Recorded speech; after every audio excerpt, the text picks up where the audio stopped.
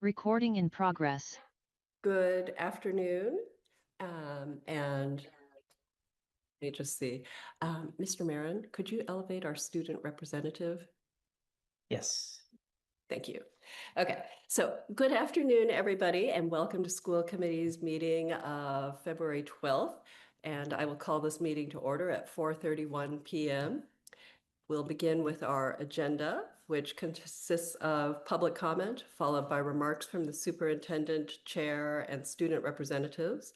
We'll then move into the consent agenda, which includes consideration of minutes from December 5th and December 18th, 2025, consideration of Winchester High School 26-27 Program of Studies, consideration of acceptance of an ENCA grant of $1,000 toward the WHS Spring Musical, and consideration of acceptance of Financial Education Innovation Fund and a Credit for Life grant of $3,200 for Winchester High School's Financial Literacy Fair. Then we have reports and reports and action items, including an update on the FY27 budget, consideration of support of a non-binding letter of intent for engineering feasibility studies for school-based select solar panel sites. That's a mouthful.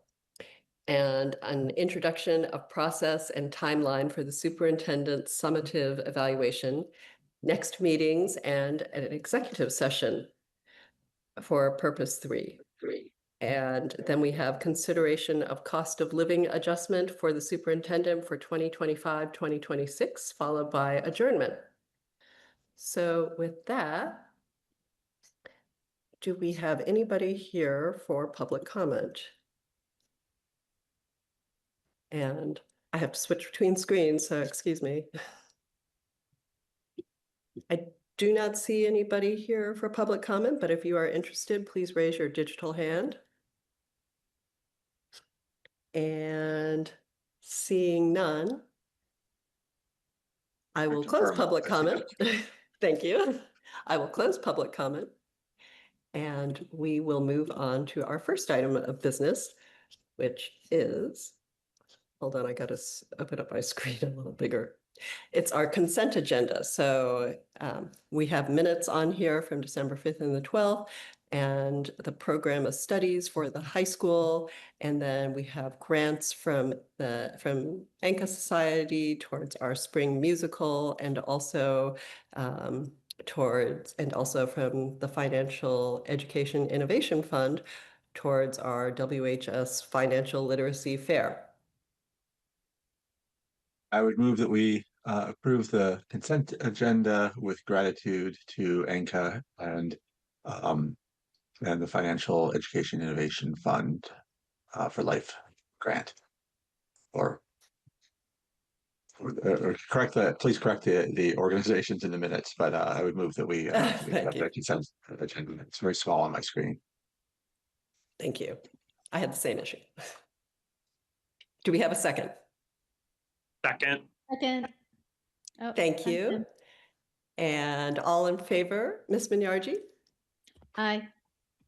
And Dr. Matthews? Aye. And Mr. Hopcroft? Aye. Let me just scroll through here really quickly. Chair votes aye, and the vote is unanimous on the consent agenda. And with regard to the Financial Literacy Fair, that's an event that we have hosted a number of times, or that's been hosted at the high school a number of times. So looking forward to it again. I've heard great things about that from different students. And with that, I realized that I leaped over, because the screen was small, I leaped over the remarks from the superintendent, chair, and student representatives. So Dr. Hackett? Madam Chair, and you threw me off when you did that.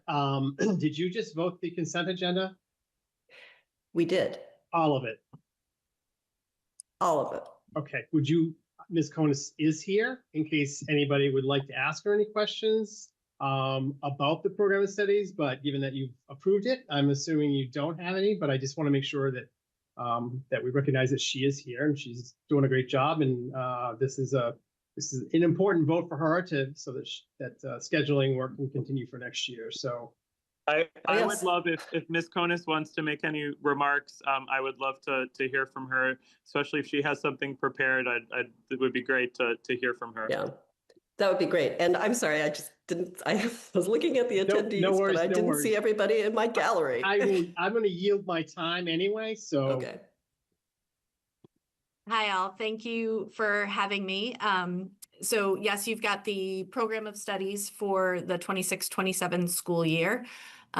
We have made minimal changes. We've added a couple of new courses. I think the biggest substantive change we have, which is less substantive than it seems, is we are continuing our name changes of our world language courses.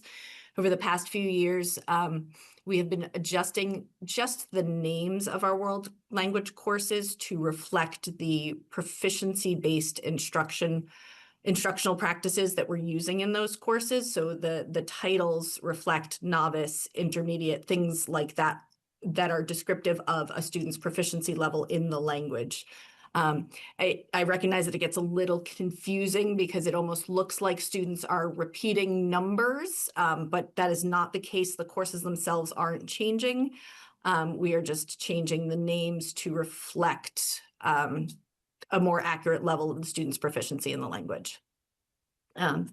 We've added a few elective options. We're always looking for more electives to have our students participate in. One is computer animation, honors computer animation. It's just the next level of a course. Students have been taking computer animation over the last few years.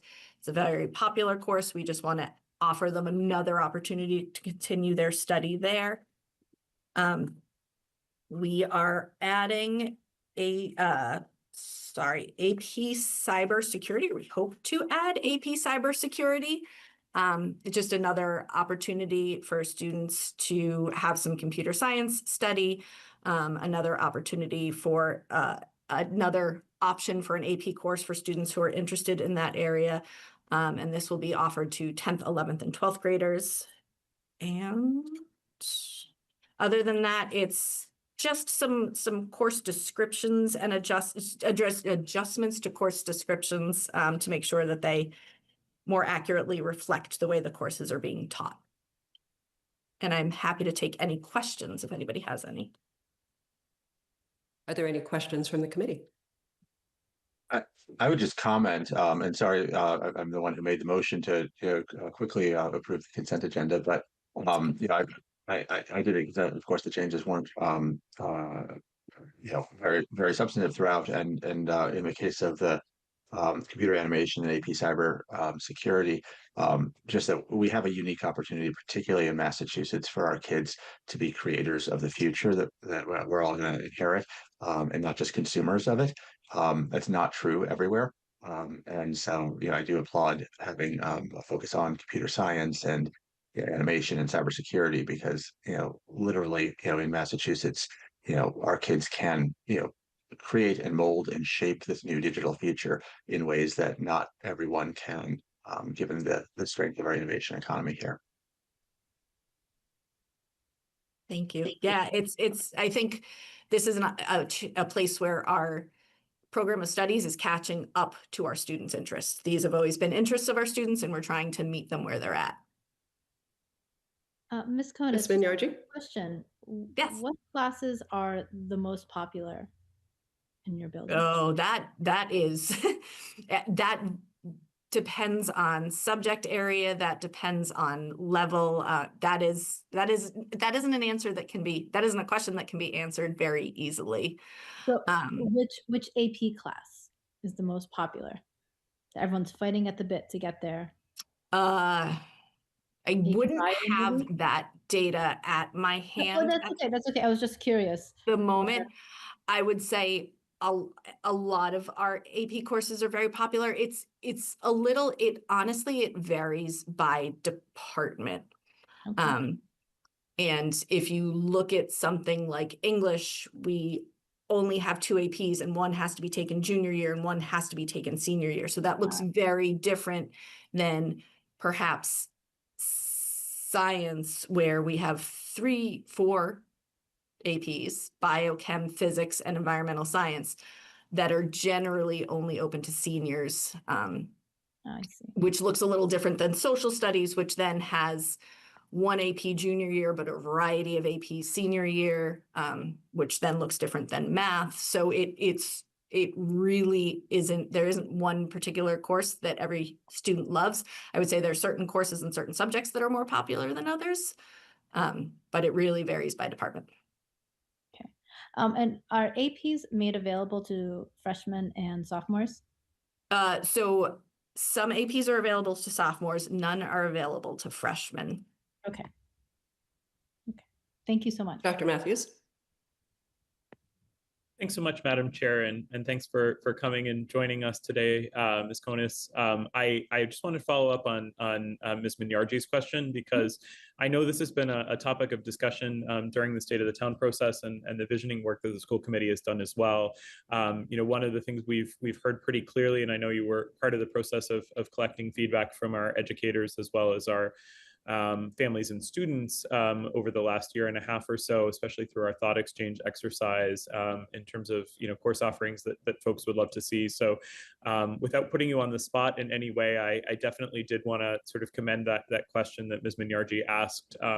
And I think we would love as a committee to just get more data on places where you think that we beyond the program of studies that we have in place and the great new additions that you just highlighted for us, the places where you see gaps.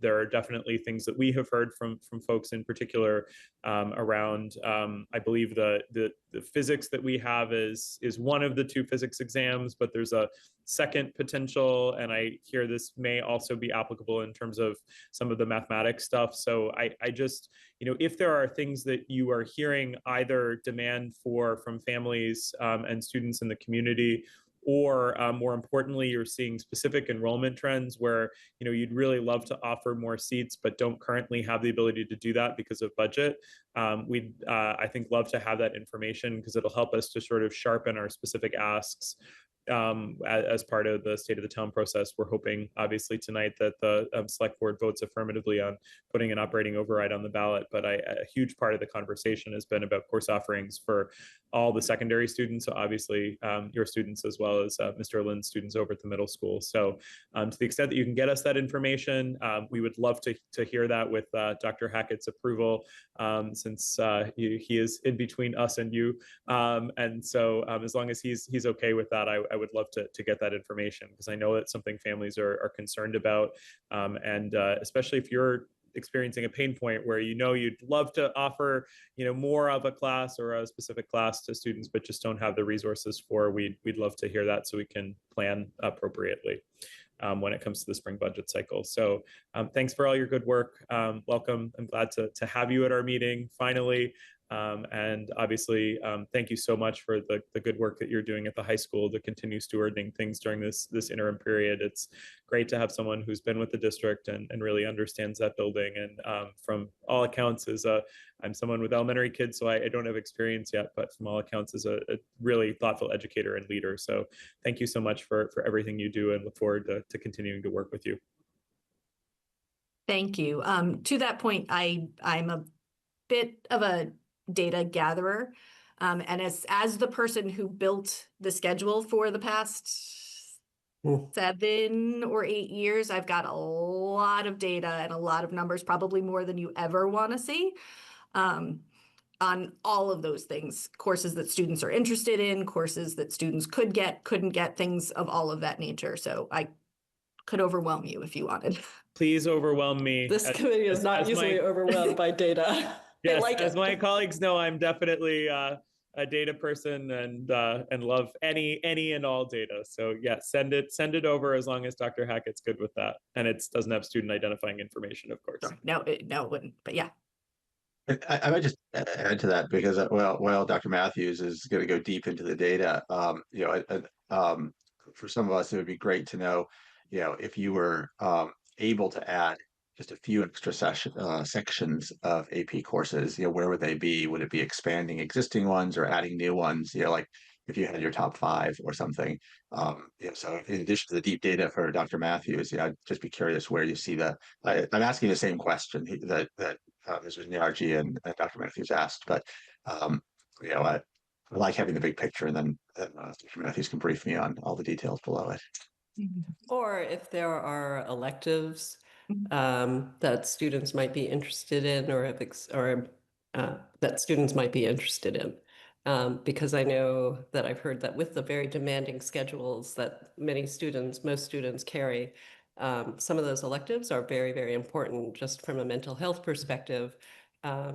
I'd point to the food and nutrition class, which I've heard a lot about over the years from kids, that they've just really enjoyed that as a chance to take a little break with their demanding schedules.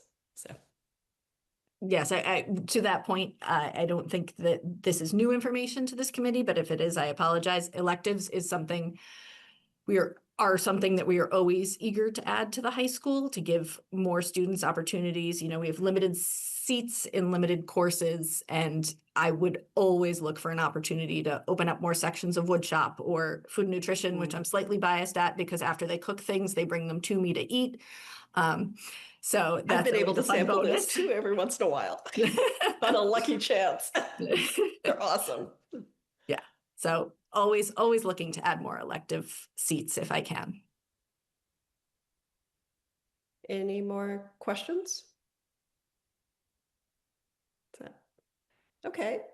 Well, we did approve the course of studies already with our consent agenda, but we definitely appreciate your time and coming and speaking with us. Absolutely. Thank you for having me. I'm glad to have my first opportunity to be in front of you all. Yeah, we'll bring you back soon, I'm sure. Thank We you. really you, appreciate your Paula. time. Thanks so much. Thanks, Thank Paula. you. Thank you. So the superintendent ceded his time on his remarks. And then from me, the only thing that I have is we had received some information from Anthea Brady of the Select Board on the Human Rights Commission Working Group.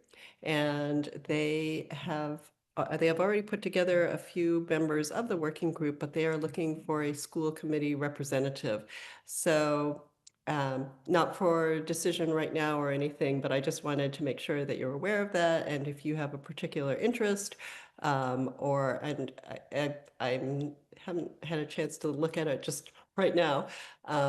But it could also potentially be a representative from the school that the school committee selects outside of its own members. So please think about that and please get back to me and we'll look to make an appointment in one of our upcoming meetings. And with that, I'd turn it over to our student representative, Inga Lee, Hi, everyone. whom I saw earlier. Oh, okay, there you are. Yeah. Hello. Hi.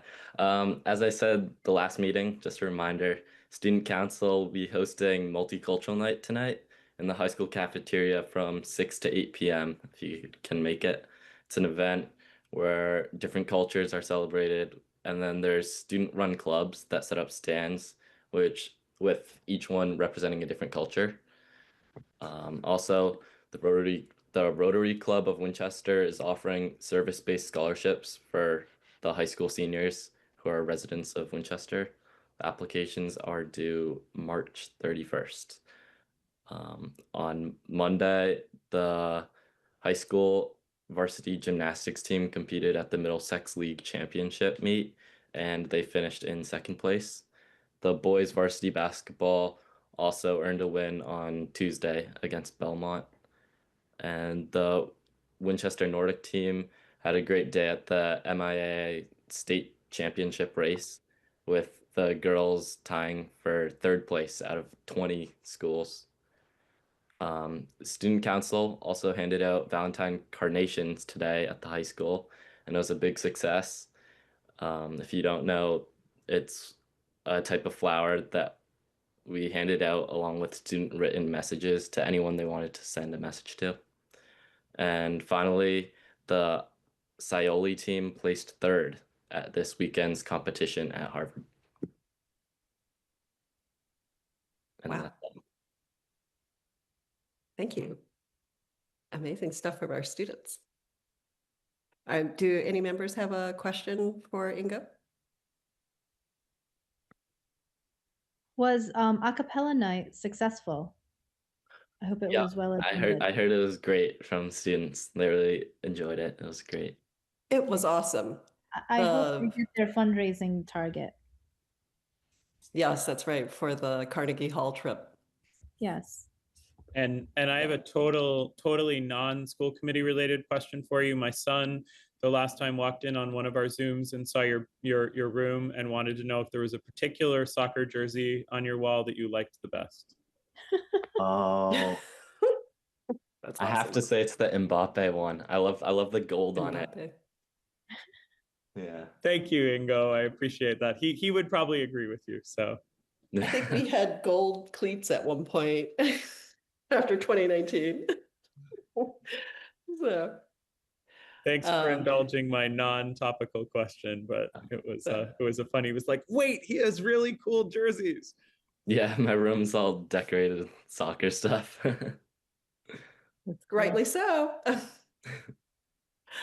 So, yeah, and I'll just add, I thought I went to a cappella night on Friday, and I really thought it was amazing. The high school choir and the Bella Voce, and I thought there was one more group from the high school that performed, and they were just amazing. And the Bella Voce was so large; there were so many girls, and it just sounded amazing. And then the colleges, the universities that they had visit, the Rhode Island School of Design led off the college performances.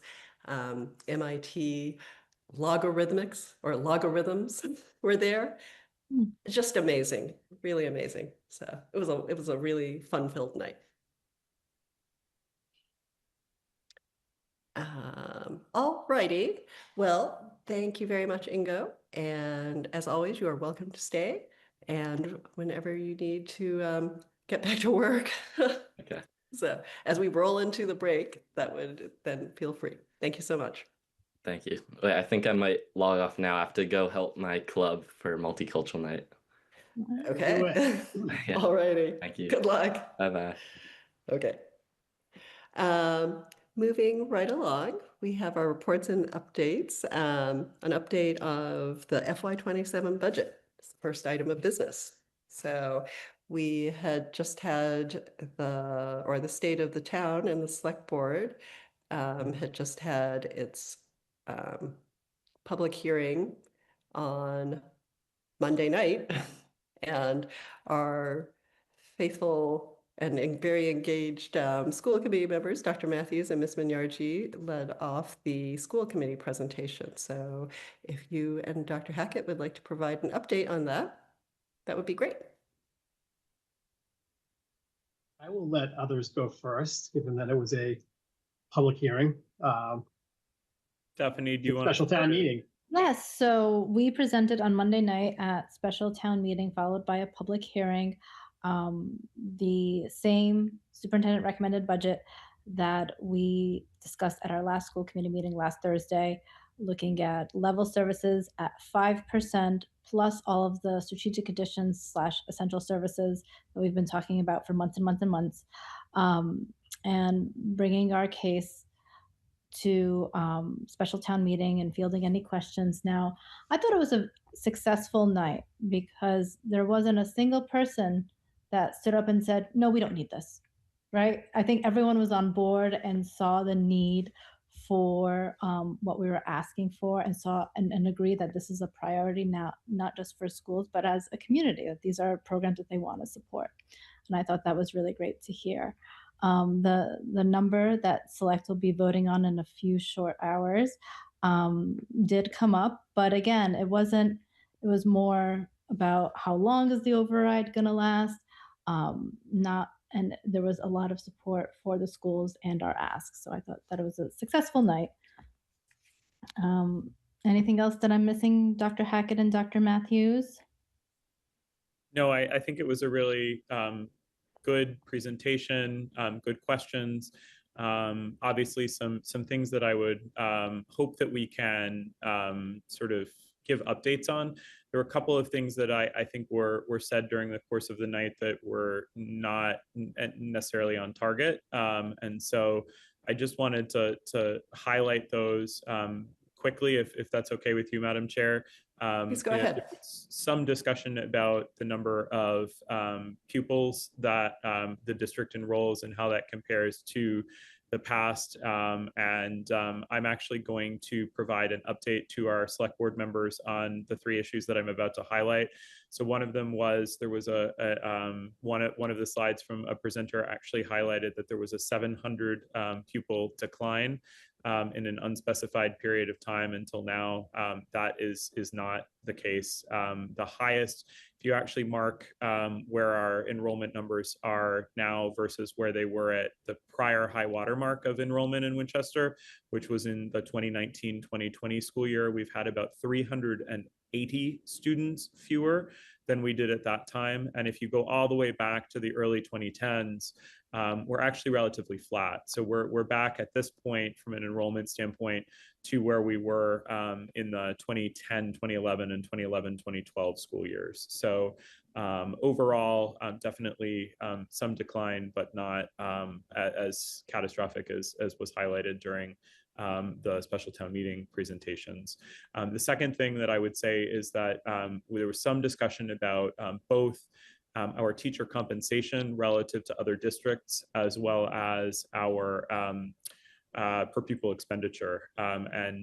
Just to clarify, the school committee has previously presented both the state of the town as well as to select board how our per pupil expenditure compares both to the districts that DESE, the Department of Elementary and Secondary Education, compares us to, as well as the selected list of towns that we agreed to at the beginning of the state of the town process. And there definitely is no question that Winchester is in the very bottom end of that right now. I think the comment that I made that I want to reiterate from the floor of the public hearing was that if we do all of the strategic investments that this board has voted, we would end up roughly with per pupil expenditure somewhere around what our peers in Arlington and Belmont have currently. And while per pupil expenditure is not dispositive of everything, I think we do more with less in Winchester and have been very successful at that. It also, money equals, in many cases, staff members and the ability to deliver services. So that, that is the case. Winchester's, sort of definitely, regardless of whether you look at either of those 2 comparison groups, towards the bottom of that in terms of per pupil expenditure. And then, of course, in terms of teacher compensation, I think, those of you that have been involved in, and kudos for all of the great negotiation with our educators who are in Unit A. But while we are very grateful to be able to provide competitive compensation, I would not say, based on the fact that we've all done research as part of that process, and I think all of us have been aware of that, I would definitely say that we are proud to be competitive with other districts, but it is definitely not correct to say that we are absolutely at the top. I think we're in a sort of good place, nearer to a competitive compensation with districts that teachers frankly are comparing to us when they're looking for jobs. As someone who has a very good friend, for example, just as one of many examples, who lives in the town of Bedford, Bedford has engaged in the same process that we did, a contract cycle ago, more recently, and they've, sort of realized that there's a good range for competitive compensation, and so they brought up their compensation into that range as well. So I would say that we're broadly competitive with our peer districts, and privileged and excited to be able to offer that and get great quality educators. So those are the 3 things that I just wanted to highlight. I will also be sending over something to the select board so that they have that information. But those are things that I just wanted to make sure we corrected the record on. And the last thing I just wanted to say was there was a pretty substantial amount of discussion around turnbacks. And the fact that the school department does not tend to turn back large amounts of money at the end of the fiscal year to the town, whereas on the municipal side, there is sort of a practice of doing that, and it's evolved over a number of years, certainly as long as I've been involved in town meeting. I'm going into my 5th budget cycle this year. I think, budget more sort of conservatively and make sure that the amount of money we ask for is really the amount of money we need. And I think one of the other great things Dr. Hackett and team have done is, even when we're faced with unexpected changes in costs during the course of the year, whether it's higher level costs in our contract negotiations for out of district placements, or having new students move into the district mid-year, whatever it happens to be, we've always managed to manage those costs within the parameters of the bottom line budget number that's voted at town meeting in the spring. And so I think it's actually a point of pride for us. I think we should pat ourselves on the back for that. But it is not an indication of the fact that money is being hidden. If we have positions that are unfilled during the course of the year, most of the time we have to get some kind of a substitute or some kind of, make an arrangement with somebody to fill that role during the course of the year. So it's, in many ways, I just think it's a very apples to oranges comparison to try to compare the way that the school department budgets to the way the municipal side budgets. And, I don't think there's any criticism either way, but we, manage our budget in a certain way. And I think we do a good job of holding to that. So those are sort of the big things that I wanted to highlight. Stephanie, you gave a great overview, but in terms of things that I just wanted to make sure are out there and responded to fully, we didn't really have a 100% opportunity to do that on Monday night. So thanks for your indulgence and participation. Just one clarifying question. Oh, sorry, Tom. I just have one clarifying question. I apologize. Regarding vacancies. Now, typically when we have a vacancy, aren't we filling it with a substitute of some kind? So isn't there an expense on that side that we're incurring, though the vacancy may be posted? Yes, it's a short answer. We don't, anything that's posted are jobs that are open, and there isn't any job in the school department that we don't have to backfill somehow. I just left a meeting actually. We have posted for a school psychologist at McCall since August. We've not been able to fill that role. We budgeted that position at where we thought we would be able to fill it at. And I can tell you that because we're contracting the service to provide the services, we are going to spend significantly more money for that than it would if we could fill the position. So thank you for the question. Yeah, so these are things that are, in this case, it's a requirement. We have to have a child psychologist, right, on site. So if we're not able to hire, we have to contract it out. There's a cost associated with that, and so that would explain. Yep, thank you. Yeah, I just also a couple of minor things. Mr. Matthews, and you've mentioned, if we funded all of the things that we're requesting, it would put us at the level of Arlington and Belmont. Do you have a sense of where Arlington and Belmont are in the tier range that we're looking at? Does that put us in the middle of the range, top of the range? Sorry, I was on mute. So what's interesting is there's definitely, the way I would characterize it is that there's a sort of divide, right, between communities that have higher levels of commercial taxation and are therefore able to support for a variety of reasons in terms of the revenue that they take in, just a higher level of expenditure.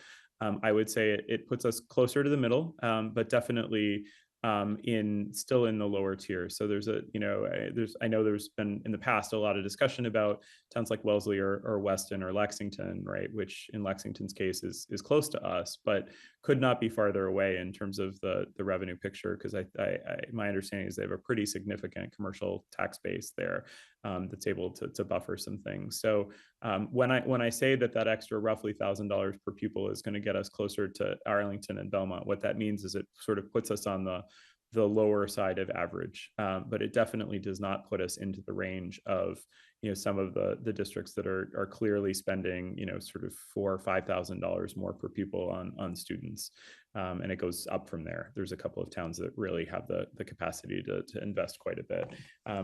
You put me on the spot, so I'm very quickly now trying to while I talk also pull up. We have a slide that we put out there as part of the state of the town. And I just seeing. I have it pulled up, this Dr. Matthews. I don't know. That would be great if you can put it up on the screen. I think it would be great. I don't have that, but I can share this. Okay. And you answered my question, which was really directionally what I think is important for people to understand is that we're not talking about moving from the bottom of the range to the top of the range. We're talking about moving from the bottom of the range to the low middle of the range. If we implement all the things that we're asking for, which I think is an appropriate place to be for a district like Winchester. In fact, I don't think I think Winchester really ought to be a little higher up, but I understand the dynamics of the revenue side. So, I get that pressure. But I do not think we should be in the very bottom of this range. I think the middle is sort of worst case where we ought to be. If you want This to is address great. this, I'm if you want to Dr. address the Hackett, slide, thank you for bringing this up because this is great. I So, have one more question. Mr. Hopcroft, did you see the because this is, I just wanted to highlight what Dr. Hackett pulled up because this is the concrete data. And these are the towns that state of the town used. There is a set of towns that the state called through the DART would compare us to in terms of just what our kind of condition is, how many kids we have, other factors, socioeconomic factors so you can see where, and these are not in any kind of order from high to low in terms of the actual expenditure, but you can see kind of where we fall in that. Can you point to us on the chart because I can't read the words. Like which one are we on there? We are right here. Oh no, I'm sorry. On No, the table, or on the table? graphic. On the graph. Yep, we are right here. Oh, I see. Yes. Okay, now I Yep. see. And then on this one, we are highlighted in red. And tell me what the difference. This one here is where we currently are. This one is where these are all FY24 because Yep. that's the most current data. These are the communities that the state of the town use and showed the other night. These are the towns that Desi would say that we are similar to. Okay. Could you go back to the other slide for 1 second? So on this slide, Dr. Matthews, what you're saying is that we moved from second from the bottom up to the Arlington Belmont range, which is fourth or fifth out of, it looks like. So maybe these 10 are not in any order, Mr. Hopcroft. They're not. No, I'm looking on not the graphic on the right. I think it's in order because they get bigger. Yeah, as they that go is. I'm left to sorry. right. Yes. Yep. Yep. Yeah. So I'm just saying, that we move from this red bar, which is number 2 from the bottom, and Dr. Matthews said that we would be in the Arlington Belmont range if we implemented what we're asking for, and so that still puts us in somewhere between the bottom third and the bottom half. So I think it's a good visual to get a sense, and they're all also relatively level in the lower half here. They go up much more dramatically in the upper half. So it's not even as significant a jump. So I just think it's important visually when the community is hearing about this. My main point was, Dr. Matthews, I loved your presentation. You had a lot of great data in it. I just wanted to know, where does that put us in the ranking? Does it put us right at the top? And this clearly illustrates where it puts us, which is really, really helpful. And then the other, I think, Ms. Minyarji, addressed was, our, state law gives us the unique ability vis-a-vis the municipal departments to move money around in different ways, which, and we also have legal obligations to meet the needs of all of our students. And so, unlike another department where you might have a role that goes unfilled for a while and everyone else is just working a little bit harder to make up for that person, we need to backfill those roles, and sometimes it's more expensive. And so that's where a lot of that money goes. So thank you. I was surprised that Lincoln is at 32,000 per pupil. They don't have a big commercial base either. Oh wait, they have the Air Force Base. I guess that must be No, helpful. that's Lexington. Oh, it's not part of it, isn't it in Lincoln? Oh, I thought Hanscom was all Lexington. Either way, I'm impressed with the 32,000. That's incredible.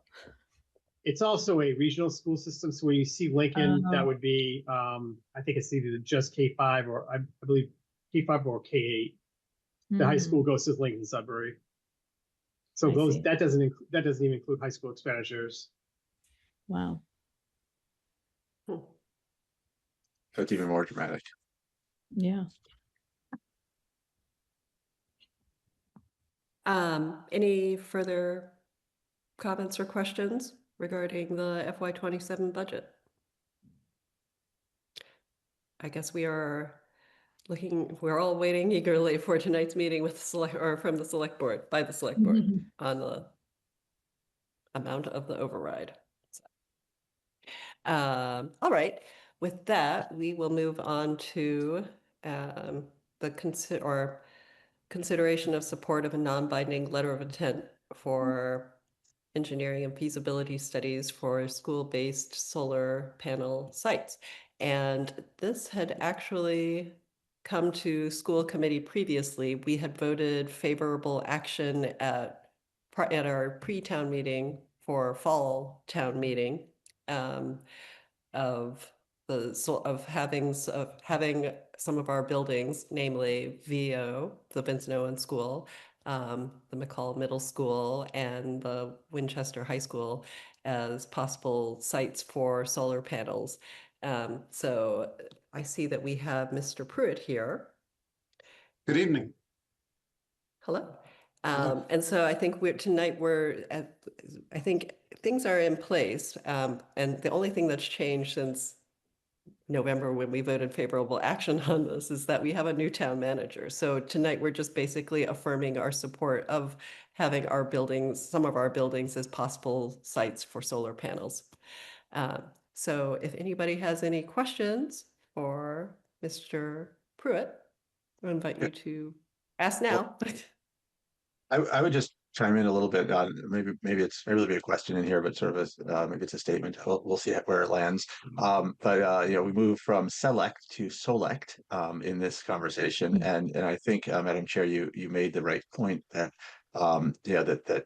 nothing has changed since our voting our support for this already, except that we have a new town manager, and you can imagine anytime that you have a new town manager coming into town, they're going to want to make sure they've crossed their I's and dotted their T's. And whoops, by the way, cross your T's and dotted your I's. And we don't want to leave them, leave them hanging out there. And so I think reaffirming our support makes a lot of sense. I did want to just, acknowledge that there is some urgency in the town manager moving forward with this at this time, because there are 30% incentives that are going away. There's some supply chain accessibility issues as new export restrictions are being put in place on Chinese solar panels, which is where they come from. And there's there's the matter of, we just became a climate leader community. And the way the climate leader works is that there are defined dated periods where there's the $1 million grant that we get one every 3 years. We came on, partway through one of those periods. So that ability to apply for a climate leader grant will end just under a year from now, I think, or just about a year from now, I think February of 27. And you need to have, you be ready to start, shovel ready project. I know there's a possibility, and folks in town are looking at Town Hall and or Ambrose as projects. But in order to be, to request the funding and have the project ready to hit the ground at the beginning of next year, we would need to have that approved at fall town meeting, which would mean that they would, to consider it a fall town meeting, you would need to have the engineering done, which means that a request would have to go in at spring town meeting for engineering funds. And so, I'm not sure, as a sort of a contingency issue, this project, Select is going to do the engineering for us, as long as the town manager signs that letter of intent, and it's a non-binding letter of intent, and so that would enable us to have the engineering and be ready and have a project in the hopper should we need it to secure that $1 million grant, which is I think really important. The other thing I might note here is that they're actually doing the engineering. We don't have to go to town meeting to get funds for engineering because they're fronting the cost of the engineering for us. And all they're doing is scoping and doing all the analysis. And that Mr. Pruitt will bring that back to us before. This is only letting them do the engineering to give us the data for us to have a discussion about whether we want to move forward on these projects, which we want to be able to do before we get to spring town meeting. So I think that was my main points, was just that there's urgency here because of the 30% discount, the availability of the panels, and the $1 million that if we don't have a project ready by the beginning of next year, we will just lose that round. That's fine. Town hall and things, if it doesn't make it for that, we can get it a year later when we get into the next round. That's fine. But we want to make sure that we've taken the million from this round, and so having this project, underway, it would be a really important thing for those, three financial things, which obviously are critically important as we look at the whole state of the town. I think if we have already voted in favorable action on this in our pre-town meeting at fall town meeting, if members simply want to just reaffirm Yeah, I'm happy to make a our motion. view that on we- this. Madam Chair, would you like to make I'm happy to make a motion to reaffirm our already voted position on this. Can we just include that position was affirmative or supportive? Yes, to reaffirm our affirmative or supportive position on the addition of any solar opportunities that come our way. Do we have a second? I'd second that. Yeah. Thank you. I was actually. And Well, let's take the vote first. yes, all in favor, Dr. Matthews, Aye. Mr. Hopcroft. Aye. Ms. Vinyarji, Aye. and the chair votes aye, and the vote is unanimous. So Can I just ask, thank you very much. Mr. Pruitt, was that what you needed? Because I was going to ask, but I thought we may as well just get that one voted. But did you need it to be? Do you need like consensus from us on the town manager signing the letter of any letter of intent as well, or have we just sort of reaffirmed that we agree with the project moving forward? But do you want us to nod and consent around him signing the letter of intent, the non-binding letter of intent too? Is that in order? I don't necessarily think we have to, the new town manager, I think, just wanted to make sure the Support of the school committee projects. was okay with moving ahead with further study of these project sites. And I think when I convey to him tonight's conversation, I suspect he'll be comfortable with that. The only thing that I would ask is, we definitely don't want to go to town meeting with any projects that the school on school property that the school committee isn't in favor of. And so we do have some time before town meeting, but we don't have tons of time. And so I would ask if I could be added to subsequent school committee agendas, just for us to look at specific proposals as they mature. Will be time efficient, but just we don't want to waste anyone's time, including a town meeting or select with a project that for whatever reason the school committee might hate. That's to nobody's benefit. We're looking at multiple projects. We don't have to approve them all, and so I don't know if now is the time to do that, or I can certainly follow up. I think with the Andrew. follow-up. Yeah, and well, I would just make the point to say that I think it's critical that Mr. Pruitt comes back, because right now what we said is we're supportive of this project, so the town manager can go sign a non-binding letter of intent, which doesn't bind us to anything other than letting them come on our property. What we hope to bring to town meeting are actual projects that would have to be approved by our committee prior to going to town meeting, and so I very much strongly advocate, and you can follow up later, but I'd advocate that we have Mr. Pruitt come back, because when they have the engineering and the details and the data and the projects, I would love to be able to ask questions about the actual projects, as opposed to just because at that point we're starting to get into much higher stakes when we're bringing warrants to town meeting.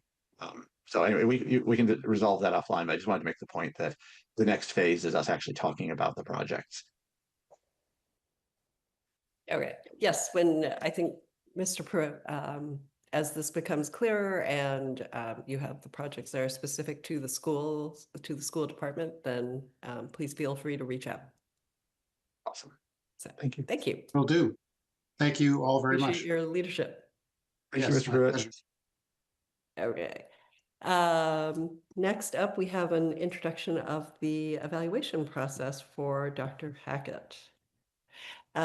So you have from me a memo in your binders with the process and the timeline for the superintendent evaluation.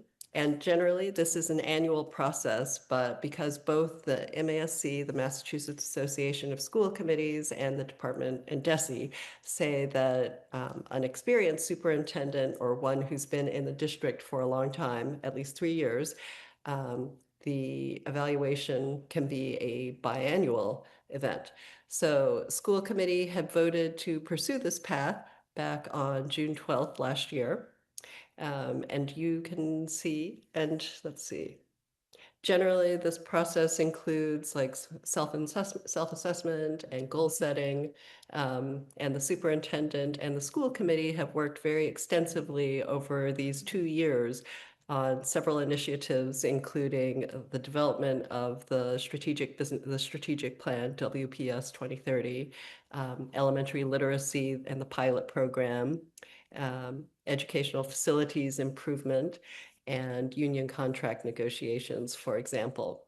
So we are now at the summative evaluation point of this process, and you can see that our timeline, well, actually, I guess it's not up on the screen, but that's fine. So our timeline includes this introduction today, and we will aim to have Dr. Hackett come back to us with his self-evaluation on February 26th, at which point members can ask him questions at that point, or you can reach out and speak with him afterwards to get some clarification.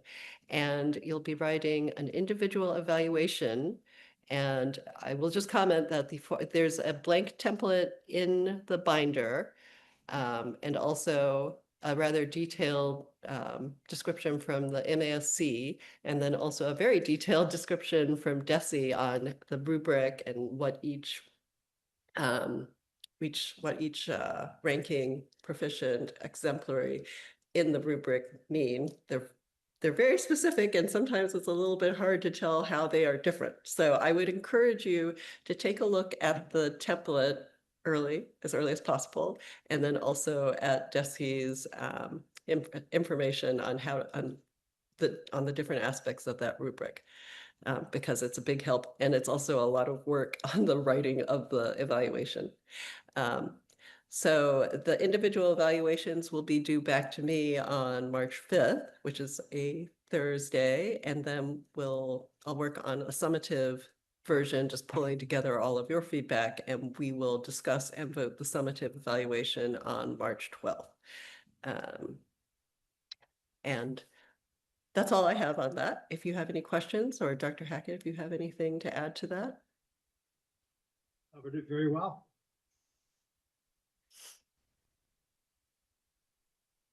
Okay, so moving right along, our next meetings are February 26th and then on March 12th. There had been, Dr. Hackett had mentioned that we might want to keep March 5th available as an option, which is, so. Yeah, I think if you could just hold that date, given the budget and the fluidity of the process, I think if we could just make sure we hold the Thursdays probably for the month of March, or at least until for the month of March, probably. Just so if we need to meet, we can meet. Okay. And we have an executive session listed here, but Dr. Hackett has said that we actually do not need the executive session. So we will table that. And that brings us to consideration of the cost of living adjustment for the superintendent for 2025-2026, which is 2.5%. I would be happy to move that we accept the 2.5% cost of living adjustment for the superintendent for 2025 and 2026. I'd second that.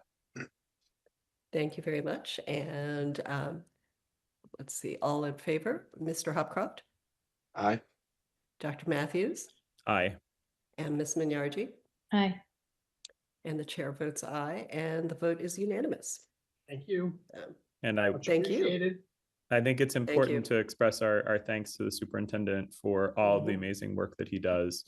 And also to note that this is obviously something that we developed because of the fact that there is a rising cost of living. But I wanted to note, because I think it's important, that if you compare this cost of living adjustment to the inflation for municipalities in Massachusetts and the country, it's actually below. So we are very grateful to the superintendent for all of the work he does, but also wanted to highlight that his partnership with us extends to that as well. That it's I would say, obviously it is. I think anytime you get a cost of living adjustment, that's amazing. But at the same time, I think we need to be mindful of the fact that there's a level of fiscal stewardship and responsibility around this number. And we thank Dr. Hackett for all of his great work, which I think definitely exceeds the cost of living adjustment that he's been provided with tonight. So thank you for everything you do.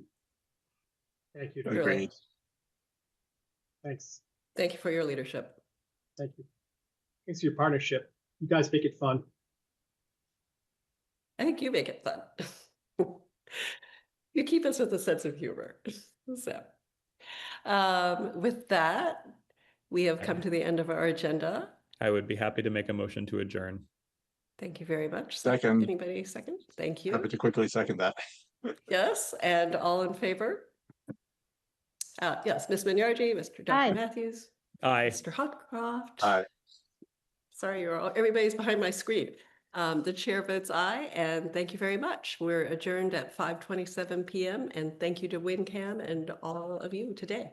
And our attendees as well. Thank you so much, everybody. Yes. Have a good night. Good night, Thanks, everybody. everyone. Take Bye. care.